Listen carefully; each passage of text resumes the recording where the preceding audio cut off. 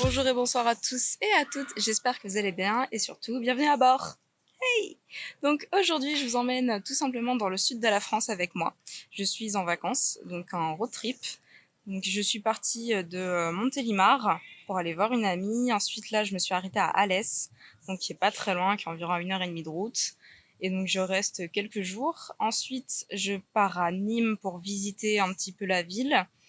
Je vais au Grau-du-Roi, je vais aussi à Salon de Provence et je fais d'autres villages aux alentours. Donc voilà, je vous emmène avec moi et puis bah comme d'habitude, vous allez suivre mes aventures. Sur ce, restez connectés. La bise! On se retrouve en VOF pour quelques petites explications. Alors, mon premier jour, je suis allée à Anduze, donc c'est un petit village qui se situe à 20 minutes en voiture de Alès, donc là où j'ai été logée par mon ami Le Boxon. Donc, je le remercie énormément pour m'avoir conseillé du coup quelques petits villages à faire et de m'avoir logée. Donc voilà, sa chaîne en description, bien évidemment, on donne du soutien. Et voilà, donc du coup je suis allée à Anduze, donc c'est un petit village pittoresque, assez sympa. Il y a la tour de l'horloge que vous avez vue il y a quelques secondes, qui a été construite au XIVe siècle, et du coup elle a tout simplement eu une activité principale pendant la guerre de 100 ans pour repousser des brigands et des mercenaires. Donc voilà, pour protéger un peu le village. Ensuite, il y a la place couverte que vous avez vue il y a quelques secondes aussi également, qui est assez sympa, qui est très très coloré, donc c'est très mignon à voir. Et ensuite, on a donc le parc des Cordeliers, qui est juste hyper reposant, avec une petite fontaine. Il y a des bambous aussi un petit peu partout, donc c'est assez sympa. J'aime trop les bambous, moi, donc du coup, j'étais trop refaite. Et se reposer un petit peu, juste 1 heure pour voilà, profiter du calme, c'est juste trop bien. Et je me suis un petit peu baladée, comme là vous le voyez, dans les murets. Donc voilà, c'était très très sympa. Il y a d'autres choses aussi à voir, comme la tour Pézène, donc voilà, qui est une ancienne construction de la ville. Là, pareil, je pourrais pas vous renseigner énormément, il faudra voir les offices de tourisme.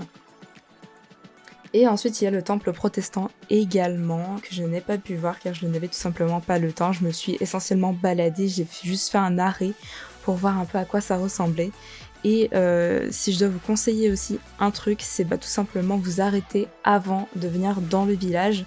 Il y a un point de vue juste magnifique du village qui est ancré en fait du coup dans le paysage, dans les roches et tout. C'est juste trop beau, je pourrais pas vous décrire ça tellement que c'est beau. Donc voilà, n'hésitez pas.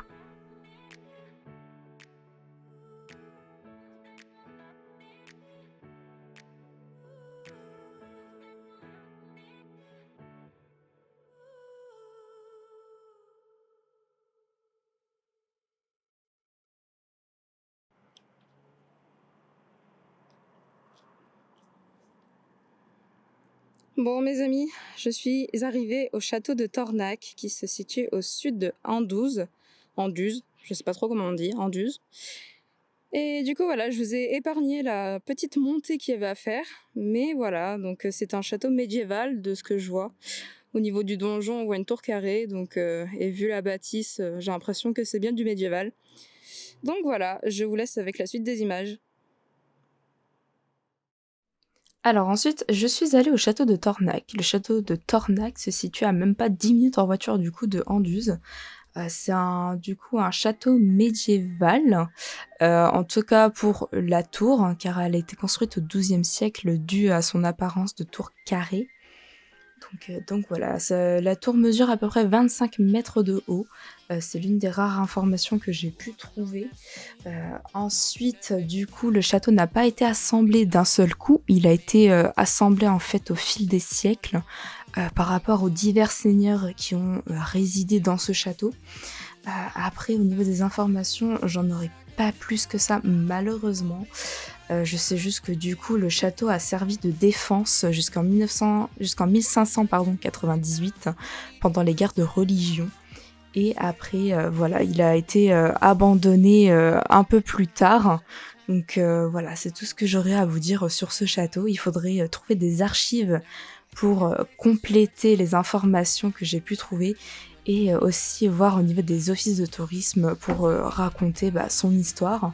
En tout cas, vous avez un magnifique point de vue sur Anduze et sur les vignes qui se trouvent en contrebas. Alors j'ai pas vu les vignes, moi lorsque j'y suis allée, peut-être que c'était un peu trop tard, mais voilà, en tout cas, vous avez un point de vue magnifique et le château il est juste trop beau, enfin, un château médiéval comme ça en plein milieu de la nature, c'est juste magnifique à voir. Donc voilà.